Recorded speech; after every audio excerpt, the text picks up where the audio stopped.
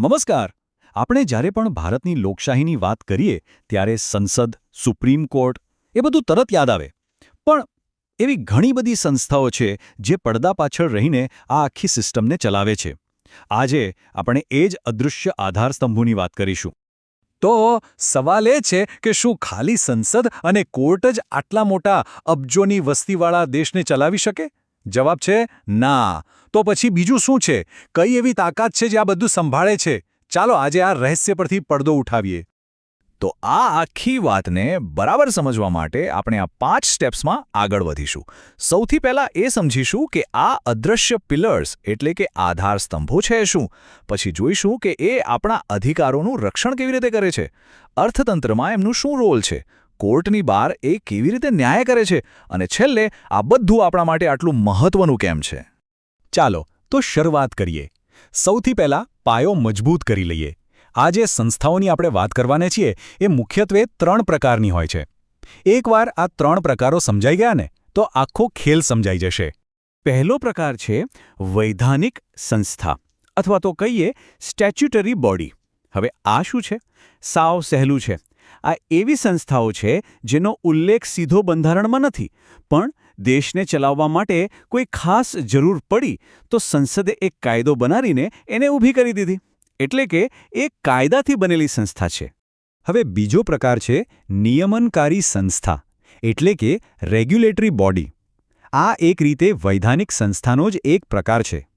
આને સમજવા માટે બેસ્ટ ઉદાહરણ છે ક્રિકેટના અમ્પાયરનું.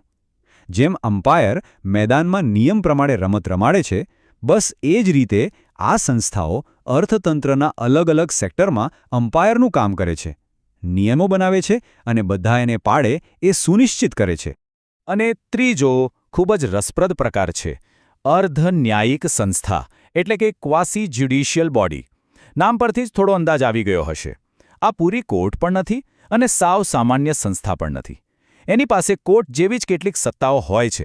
જેમ કે કોઈને હાજર થવા કહેવું, દંડ કરવો. એમનું મુખ્ય કામ શું?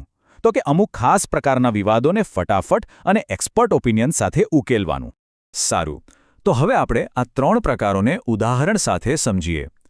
પહેલી કેટેગરીમાં આપણે વાત કરીશું એવી સંસ્થાઓની જે આપણા સૌના અધિકારોની રખેવાળી કરે છે. એક રીતે કહીએ તો આ આપણી ઢાલ છે જે આપણને શક્તિશાળી તંત્ર સામે રક્ષણ આપે છે. વિચારો કે આટલી મોટી સિસ્ટમમાં સામાન્ય માણસના હકનું શું? સરકારી તંત્રમાં બધું બરાબર ચાલી રહ્યું છે કે નહીં એ કોણ જોશે? બસ આ જ સવાલોના જવાબમાં કેટલીક રક્ષક સંસ્થાઓ બનાવવામાં આવી. જુઓ, અહીં 2 મુખ્ય રક્ષકો છે. એક છે રાષ્ટ્રીય માનવાધિકાર આયોગ એટલે કે NHRC અને બીજું છે કેન્દ્રીય તકેદારી આયોગ એટલે કે CVC.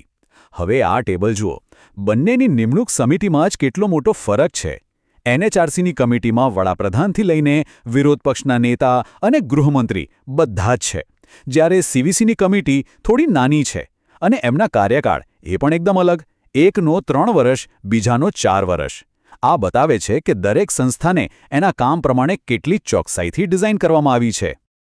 ખાસ કરીને NHRCનો આ 3 વર્ષનો કાર્યકાળ આ ખરેખર ધ્યાન આપવા જેવી વાત છે. પહેલા 5 વર્ષ હતો, પણ 2019માં કાયદો બદલીને 3 વર્ષ કરવામાં આવ્યો. આ બતાવે છે કે સમય સાથે આ સંસ્થાઓમાં પણ ફેરફાર થતા રહે છે. અને એ જ રીતે CVCનો કાર્યકાળ. સામાન્ય રીતે સરકારી પદો પર 5 વર્ષનો કાર્યકાળ હોય છે, પણ અહીં 4 વર્ષ અથવા 65 વર્ષની ઉંમર. આ નાની નાની વિગતો જ આ સંસ્થાઓને ખાસ બનાવે છે. અને હા, આ 2 જ નથી.